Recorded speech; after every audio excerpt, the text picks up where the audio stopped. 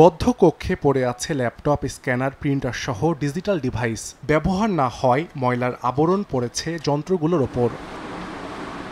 2015 সালে আধুনিক সেবা দিতে মেহেরপুরের প্রতিটি ডাকঘরে 3টি করে ল্যাপটপ, স্ক্যানার ও প্রিন্টার মেশিন দেয় সরকার।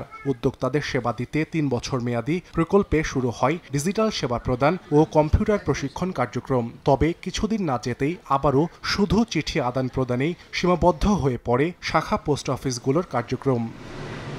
সংশ্লিষ্টরা জানান, নিম্নমানের সরঞ্জামাদি দেওয়ার কারণে যন্ত্রগুলো নষ্ট হয়ে গেছে, আর মেরামতের জন্য দেয়া হয়নি কোনো বরাদ্দ।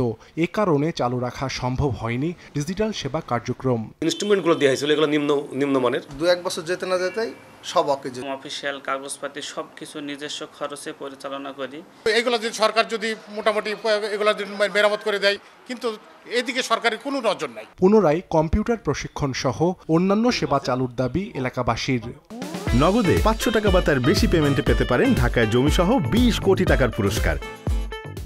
আস্তে আস্তে এই জিনিসটা যেন আমাদের মাঝখান থেকে বিলুপ্ত হয়ে যাচ্ছে। গ্রামে থাকি, আমাদের দূর দূরান্তে যেতে হয়, একটু সমস্যা হয়ে যায়, যাতায়াতেরও সমস্যা। এগুলো যদি এই পোস্ট অফিসের সেবাগুলো চালু না করা হয় তাহলে ডিজিটাল করা কখনোই সম্ভব না। এটা যদি হয় তাহলে আমাদের সুবিধা হবে, ছেলেমেয়েদেরও সুবিধা হবে। পোস্ট অফিসে আগের মতো সে পুরাতন আদিম যুগের মতো সেরকমই ব্যবস্থা হয়ে আছে। তবে যন্ত্রাংশগুলো মেরামত কিংবা নতুন করে কেনার কোনো তথ্য জানেন না জেলার প্রধান ডাকঘর কর্মকর্তা।